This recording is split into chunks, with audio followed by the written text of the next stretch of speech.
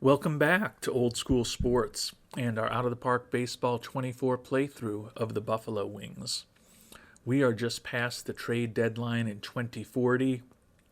Our Buffalo Wings at 76 and 31 have the best record in baseball, first in the National League East, second in all of baseball in terms of runs allowed, and sixth in all of baseball in terms of runs scored.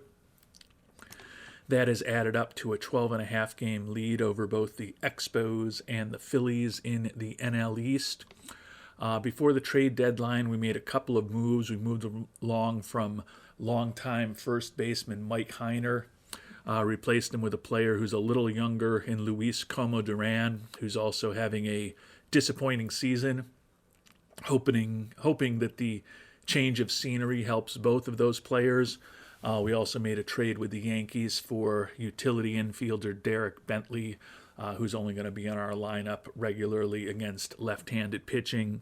Traded away Mike Goodwin to bring him on board. So hoping that we get a bit more offense out of Coma Duran and Bentley than we had been getting out of Heiner and Goodwin as we try to see if we can maybe have a historic season with this team. That 710 winning percentage would put us on target for about 115 wins this year.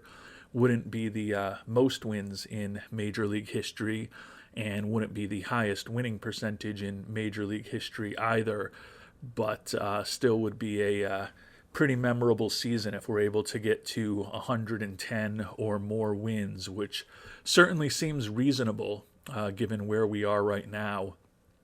Although we are coming off of our worst month of the season at this point. Fortunately for us, that worst month of the season was still a 640 winning percentage in July. One positive thing that I talked about at the end of the last episode was with the trades we made, we were able to actually clear some salary off the books, and that has put us in a position where we've got the opportunity to sign some of the players that we drafted in the 6th, 7th, and 8th rounds who were looking for well over slot. We've made offers to Joey Bills and Dory Redding, shortstop and starting pitcher, that are below what they're looking for. It's August 1st, so maybe they're getting a little desperate to sign. I have a feeling we'll probably need to go up to the $5 million to get Bills signed, which is why we haven't made an offer to Swanholm and why we made an offer under the amount he's looking for to Dory Redding as well. Because we've still got a bit over $1 million. And given that Bills is potentially a high-end starter if he fully develops, he's the one that we're most interested in bringing on. He's going to need to add that curveball and or the changeup in with his really good fastball and sinker to become a potential major league starter. But we think his stuff, his movement could both be above average, and even his control a little better than average potentially, with incredible stamina and good ability to hold runners. So would love if we could get him at $4 million, because that means we'd probably be able to sign all three of these players. But if we have to go to the $5 million to get Bills signed, since we do have the money to do that, that is likely the path that we will follow here in the coming weeks. We're also in really good shape. Nobody injured at the major league level right now, with a team that we think should be in the mix to win it all this year. The hope is that a couple of months from now, when the season is over, we'll still have a very sparse or hopefully non-existent injury list at the major league level. With those two trades we made, we weren't more active because we do feel like we have help coming. Alejandro Contreras, the number 9 prospect in baseball, has his batting average up to 244 in AAA this year, and he's combined for 29 homers now between AA and AAA. We think he's still got some growth that hopefully will happen, and he's not completely ready. We're also trying to make him as versatile as possible in terms of the positions that he can play, but our big acquisition of this past offseason where we traded away a lot of resources to bring him on board is likely to be a September 1st call-up. And given that we typically do move on our 26-man roster from 13 pitchers in the regular season to only 12 pitchers in the postseason because of the days off, I think there's a pretty good chance that if Contreras comes up and isn't a total disaster at the plate, with the way his profile looks, I think he could be certainly a guy on our postseason roster. And depending on what happens in terms of performance of some other players and, knock on wood, injuries, he could even find himself in a starting role for the playoffs in certain scenarios. But we'd kind of prefer that nobody gets injured. So holding on to the best record in baseball and avoiding injuries over these last couple months are the primary goals we hope to achieve in this episode. And I'd say the secondary goals are probably getting 2 or 3 of those draftees signed and potentially chasing history with the number of wins that we end up with when this 2040 regular season is finally completed. And we've won a couple games to start this month of August, but kind of interesting news here. Our center fielder, Josh Porter, was suspended 6 games for a brawl, which is not optimal. Kind of interesting, though, the other player who got suspended for those 6 games. If you've been watching us since the very early days of this series, you may remember Sean Sullivan, who we picked in the second round in 2024. He was an original Buffalo Wing our first year in the majors in 2026. And when he left the team after the 2034 season, he was the most tenured Buffalo Wing that was out here and the final original Buffalo Wing to leave the team after spending 9 years with us from the start of things. So it looks like he's gone on and kind of become a bit of a journeyman after he left Buffalo, spending time with the White Sox, the Royals, Padres, Dodgers, Giants, and now the Mets. 88 and 81 career record with a 4.35 ERA, pretty average-ish ERA plus and FIP minus for Mr.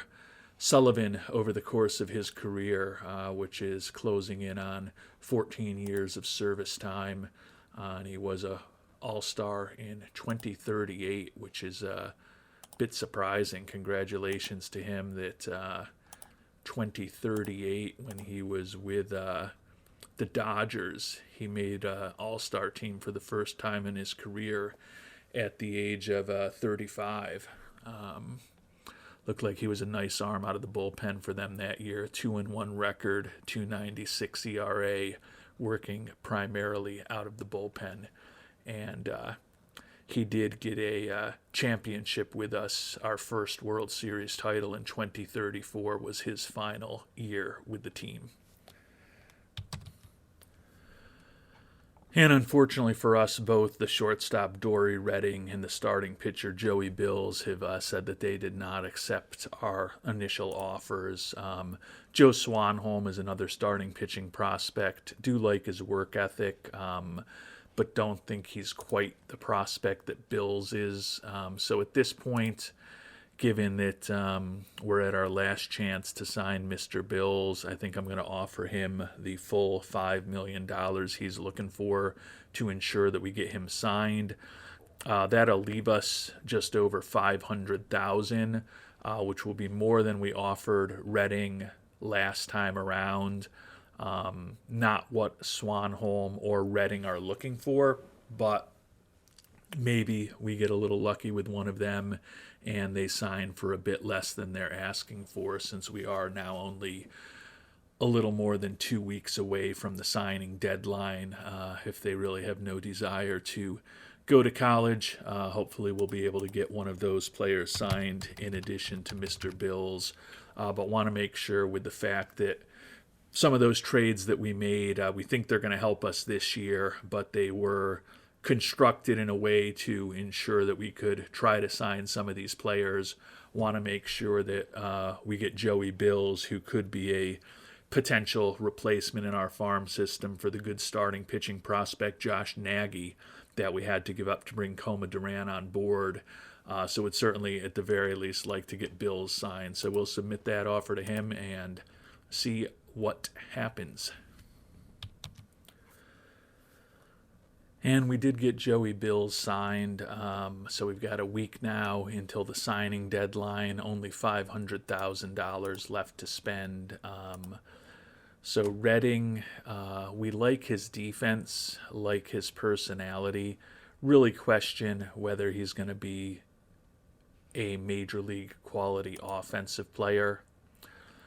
Swanholm, who we got around later, also has a good personality with the high work ethic. And I think Swanholm, if he reaches his potential and doesn't have any surprises to the positive, is a more likely major leaguer than Redding. I mean, Redding is really going to be dependent on probably having some positive surprises in terms of his bat to really be a useful major league player. So because of that, I'm going to make this next offer to Swanholm for $500,000. Almost every little bit that we've got, I don't know if it'll get the job done. If it doesn't work, can always try to go to Redding. I'm not confident that adding the extra $3,000 we have to Swanholm will get him signed, but we could also try to do that. I mean, I guess theoretically at this point we could cut back our scouting or player development budget.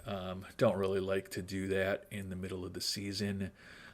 We have continued to sell out, so I have been slowly tweaking the ticket prices a bit and now tweaking them up to the average level that we were actually at in 2039. We continue to do a pretty good job selling out our expanded stadium, which is 2,000 bigger this year.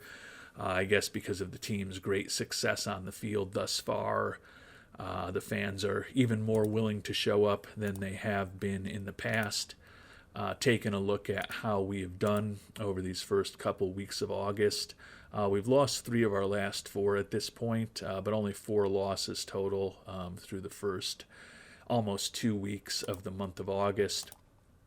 Taking a look at the standings, 83 and 35, 11.5 up on the Phillies, and we are 2 games up on the Guardians for the best record in baseball here in mid-August.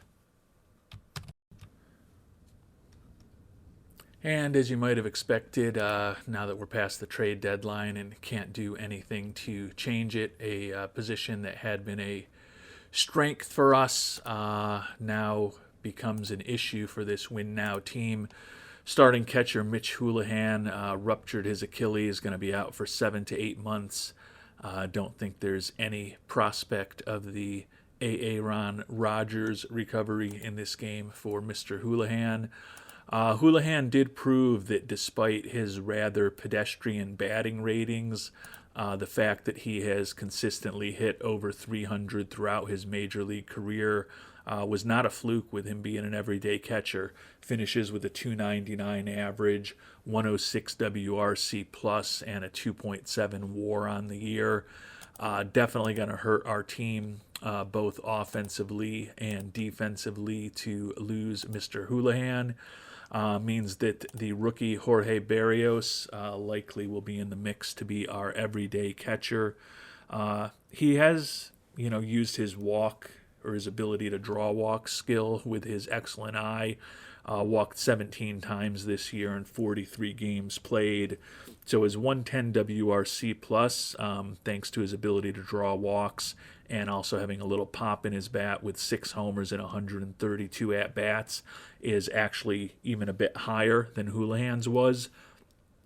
His WAR does lag as he's not as good defensively. So that is the first negative thing that's really happened to the Buffalo Wings this year. We've got plenty of catchers in AAA. Ted Jackson, who was our backup a couple of seasons ago. Rory Drain, a guy who's come up through our system but never really been a serious major league prospect. The veteran Jesus Bocanegra, who we signed as a minor league free agent this year. But we are going to bring up David Medina, international free agent signing from 2033. Finally made it to Albany this year, where he's been starting about half of their games, hitting .283 there. Look at his batting profile, and I question a bit exactly how good he's going to be offensively at the major league level. But he's the best defensive catcher of the bunch, and given that he's going to be the backup behind Berrios, since none of these guys are particularly dynamic offensive players, figured I'd go with the one who is the best defensively and also the youngest, conceivably someone who could be in the mix in the next couple of years if we do have more injuries with the likes of Houlihan and Berrios, which most likely would be coming from Houlihan, who was fragile before that ruptured Achilles tendon. Who knows what his injury proneness will look like next spring when he's finally healthy enough to come back. And we've simmed ahead to September 1st and September roster expansion. Still have the best record in baseball, but our pace has slowed a bit. Winning percentage barely above 700 right now. But at 94 and 40, we are still 12 and a half games up on the Phillies for the NL East. 12 and a half games up on the Phillies for the best record in the National League. And we have stretched our lead over the Guardians for the best record in baseball to 4.5 games as September begins. Deshaun Seifu with a 20-steal lead over Joe O'Hara. Looks like he is a lock to become the first player in Major League history to have led the league in steals 13 times, and he'll have done it 13 consecutive years. Sincere Shazier, our longtime number 2 starter, who's been moved to the 3-hole this year, third in the National League with 15 wins. Harlan Campeau, the big prize of last year's free agent market that ended up going to the Dodgers, already has 20 wins as of September 1st. So he has lived up to the lofty contract that he received, and is performing very well in his first year for the Dodgers. Our closer, Joe Scott, leading the league with 43 saves, 80 strikeouts over 68 and 2/3 innings, 2.23 ERA. He's also got an 8-4 record. Could be in the mix to win a second Mariano Rivera Award, which he won for the first time 2 years ago in his first season with us after we traded for him from the Padres. So other than the injury to our starting catcher, we're relatively healthy as we begin this last month. Tied for 5th in runs scored, so we've actually regressed a bit in that metric over the last month. Still by far the best pitching staff in the National League, although our starters' ERA has slipped to second. 18-9 record for the month of August, so we played slightly better than we had in the month of July. Would love to get through a season if July with a 640 winning percentage is our worst month of the year. That's one heck of a season, so hopefully we'll have a strong September with the 4 players who we're going to be bringing up to the major leagues today. Hopefully they'll definitely help us be more competitive, not just over the next month, but hopefully for about a month after that during a long playoff run. But before we make our decisions on our September roster additions, I'll take a quick look on our new additions to the team. David Medina, who we brought up, 1 for 11, does have an extra base hit, a double for his first and only major league hit, but he's also struck out 5 times. He's really there for his defense as a backup catcher. Don't think we're going to be seeing tons of him. Derek Bentley, the utility infielder that we picked up, hitting .259, has driven in 9 runs in 58 at-bats, but a below average offensive player, but not as poor offensively as what we had been getting from Mike Goodwin. Most importantly, Luis Comadorán, and he started to get a bit more productive than he was when we checked in a month ago. Has his batting average up to 270 with 6 homers and 35 ribbies in 159 at-bats, 13 doubles as well. 109 WRC plus is not incredible. It's pretty much right on the mark of where he's been over the course of his career, but at least he's been a productive and above average offensive player as opposed to what we had been receiving from Heiner for most of the last season and a half before we finally moved on from him. And of the 4 players we ended up bringing up to the Major League roster, we added only 1 pitcher for the stretch run, but we think it's going to be a good one. Jim Lance, who was our second-round pick back in 2036, one of 3 top 10 prospects in our organization, ranked number 10. He was 15-8 with a 3.97 ERA in AAA Albany this year, struck out more than a batter per inning, put up a 4.6 WAR.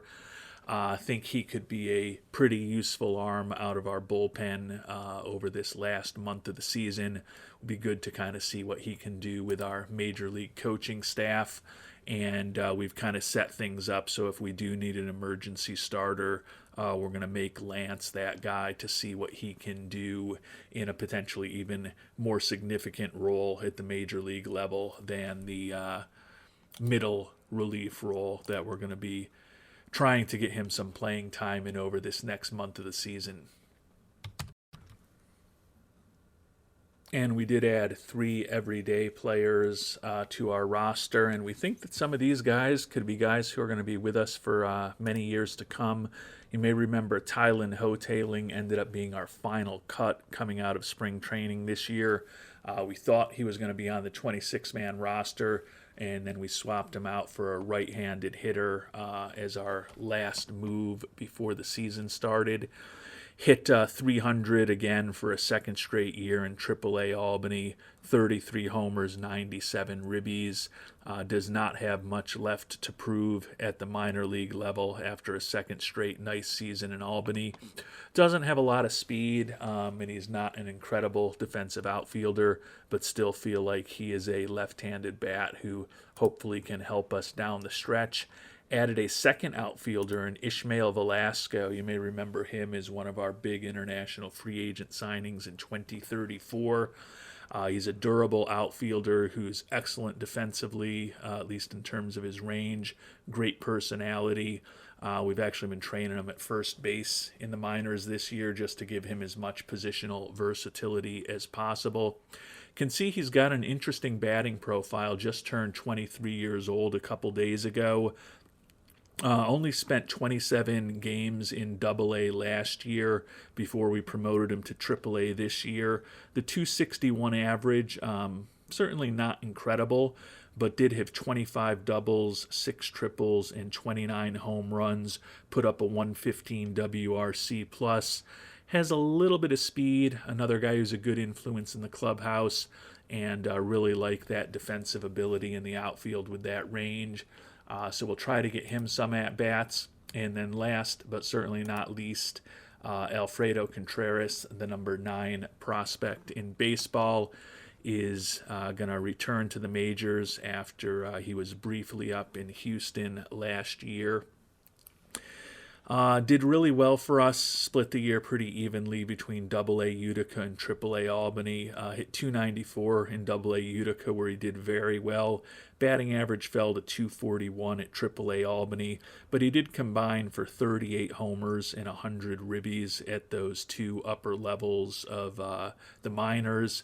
A bit above average in terms of his offensive production in Albany. Going to try to get all of these guys some playing time, most notably Contreras.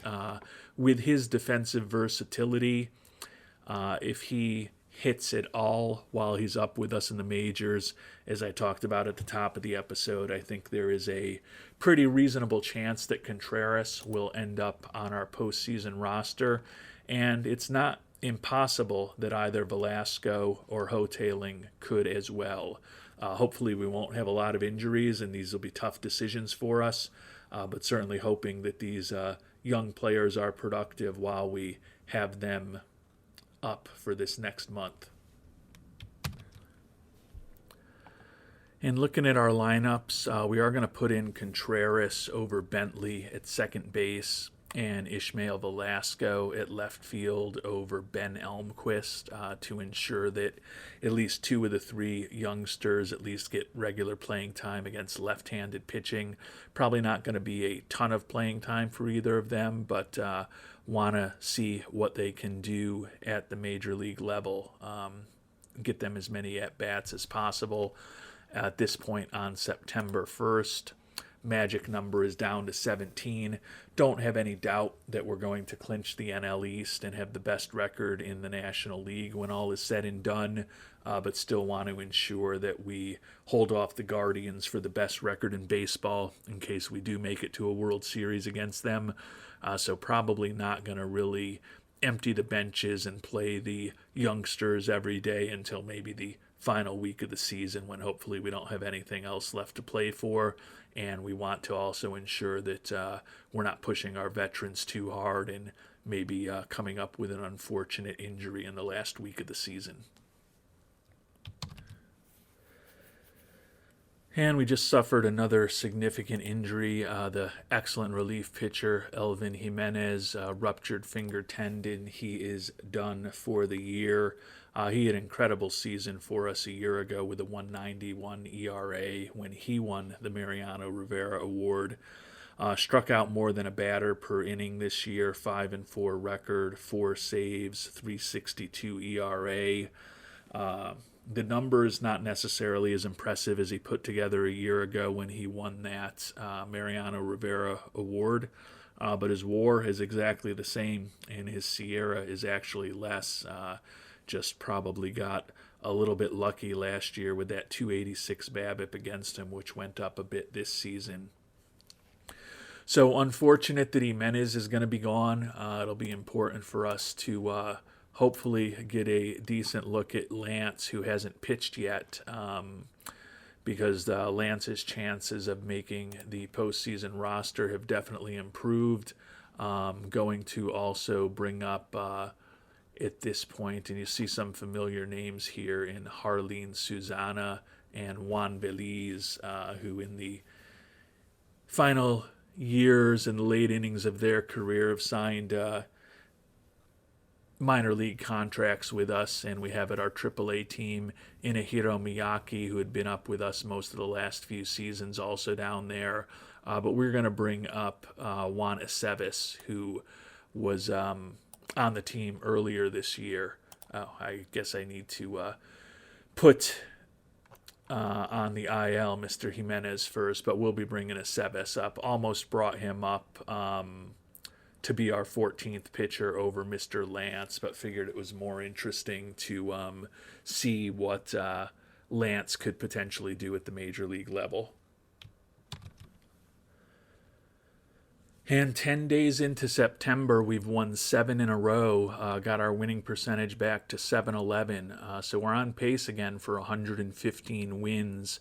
Would be one less than that Cubs team in the early 20th century, but would, I believe, be the second most in Major League history. If we get lucky over these last few weeks of the season, I guess there's a theoretical chance that we could get to 116 or 117. We have already clinched a playoff spot, only 6 away from clinching the National League East as well as the best record in the National League. And with this surge that we've had, the Guardians have actually also been playing really well. They've won 6 in a row. So our lead on Cleveland for the best record in baseball is still only 4.5 here as we head into mid-September. And after another incredible week, we lost the first game of a series to Colorado, then won 2 more against them, and then swept Cincinnati on the road. We are at 106 and 42. That 716 winning percentage puts us right on target for 116 wins, which would tie us with those, I believe, '06 Chicago Cubs and the 2001 Seattle Mariners for the most wins in Major League history. The Cubs would still maintain easily the higher winning percentage than either the Mariners had and that we would potentially have. And if we get really lucky, we can do better than that. We've got 14 games left, as you can see. Nothing in October. So if we ran the table, we could get to a ridiculous 120 wins. Not expecting that. Not even really going for that. But 116 would mean a 10-4 record over these last 2 weeks of the season, and it'll certainly be hard to play at that pace. But in our defense, 10-4 is worse than we've been playing over the first half of the month of September, when we've only lost twice. And our Buffalo Wings just finished a 6-in-1 week. We've lost just 3 times in the month of September. 112-43 record with 7 games to go.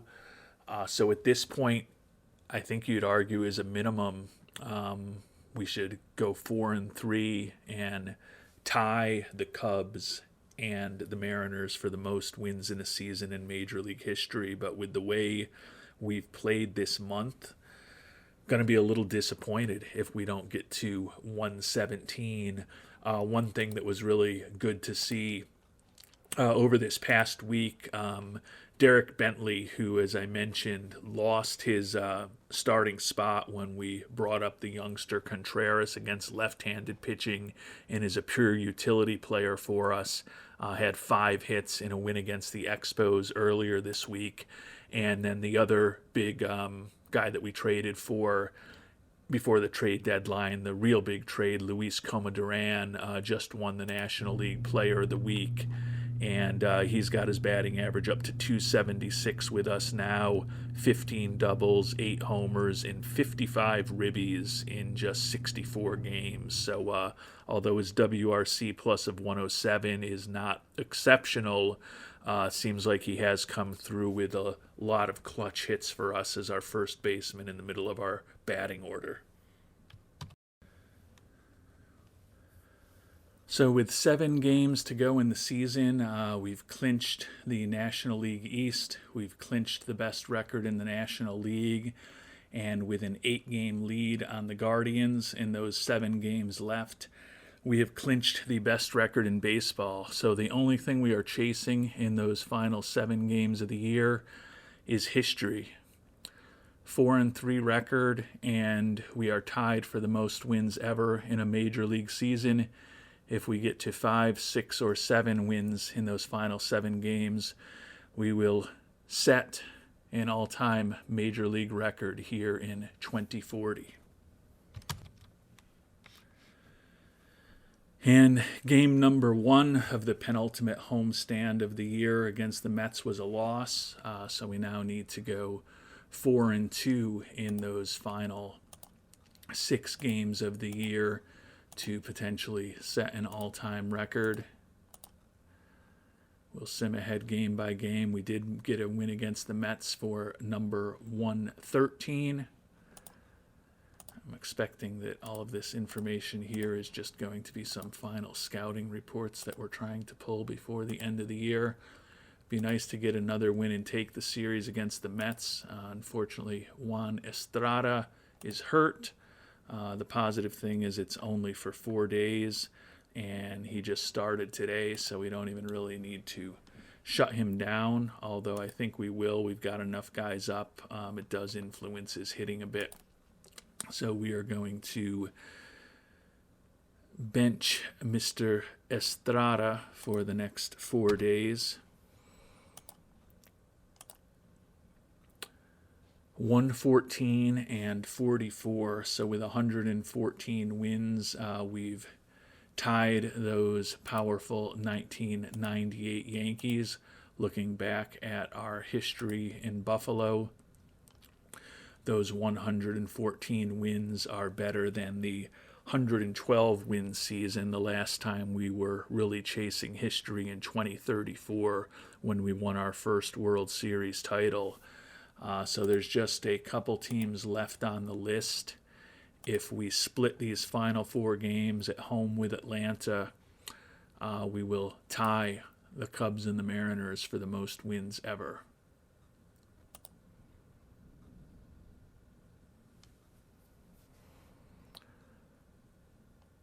And it's going to be some riveting watching here as I click through and try to finish these days here late in the season. Going up against our old friend Ali Ostendorf today and our old friend Isidro Ochoa, back-to-back games for Atlanta. And we won 10-1 against Ostendorf, 115 wins, 1 win away with 3 to go from tying the all-time record. And we won again against our former pitcher Ochoa, so 116-44 record at this point. Done waiting for scouting reports. All we need to do is win one of the final 2 games to set an all-time Major League record for wins. And we've got it. 9-3 victory. We have now won 5 in a row at this point after losing that first game of the final homestand to the Mets. At most, we're going to have 5 losses in the month of September. Can we push it one more to 118 on this final day of the season? And we can. So an incredible regular season is concluded for our Buffalo Wings. A Major League Baseball record, 118-44 record, 728 winning percentage, one of the best in Major League history as well. Ended up winning the NL East by 20 games. Ended up being 9 games ahead of the Guardians for the best record in baseball. So we will have home field advantage as long as we are around. Take a quick look before we finish up this episode as our team statistics for the year. That incredible 24-4 finish in September with an .857 winning percentage is what propelled us to the ridiculous 118 wins. Ended up 3rd in the National League in runs scored, and you can see, not surprisingly, with that great September, we're in the top handful of a number of offensive categories here as of the end of the season, which we weren't for much of the season. And we ended up 1st in the National League in runs allowed. And you can see we are in the top 5 in every pitching category. Top 5 also in defensive efficiency and zone rating. Led the league in steals. Thank you to Sean Seifu and a good base running team as well. That said, we were still 9 games over our Pythagorean expectations of 109-53. But an historic season is in the books for the Buffalo Wings. Historic also for Deshaun Seifu with his 77 steals. He has now led the league in steals 13 consecutive years, something Rickey Henderson never even did. Rickey did lead the league in steals 12 times, but they were not consecutive as they were with Seifu. So stands here at the end of his season when he turned 36 years old with 1,077 career steals and 2,572 hits. So 418 hits away from joining the 3,000 hit club. If he stays healthy and productive, he will likely do that sometime in the 2043 season. Also led the National League in at-bats this year for the 6th time in his career. And he scored over 100 runs for the 7th time in his career, and he's also been in the 90s another 6 times as well. So not the greatest season of his career. As we've talked about, he's kind of become a 270-ish hitter these last few years when he's lost a bit of his excellent contact that he had early in his career. That said, his 5.3 WAR is the highest that he's put up in these last 3 seasons, and his 77 stolen bases with just 6 caught stealings is one of the most efficient seasons on the base paths in his career. The only one that was better was 2037, when he stole 9 more bases and was still only caught 6 times. So a fantastic season for Buffalo is in the books. Other than Seifu, Eric Barbarito, our number 5 starter, 14-3 record with a 2.72 ERA, which was second best in the league. Our ace Alexis Barajas, 18-5 with a 3.40 ERA. Those 18 wins tied for second. And Joe Scott leads the National League with 52 saves, had 93 strikeouts in 78 innings and a 2.08 ERA. So as far as the goals we laid out at the beginning of the episode, have to feel pretty good that we got the best record in baseball, won the National League East. We are set up to have home field advantage for as long as we are in the playoffs. Made the playoffs for a 13th consecutive year. The disappointing thing is that we did suffer a couple of significant injuries, not hopefully crippling, certainly by the way we played in the month of September. You don't think that they are, but we did lose our starting catcher, Mitch Houlihan, who hit .299 while playing excellent defense for us. So that's a definite loss. And then we also lost last year's Mariano Rivera Award winner and an all-star last year in Elvin Jimenez, an important bullpen arm who had a nice year for us as well. So hopefully those 2 injuries don't come back and haunt us. It's been a fantastic season, as we talked about, for the Buffalo Wings, and we will find out what this team can do in the playoffs in our next episode. Until then, thanks so much for watching, and hope you have a great day.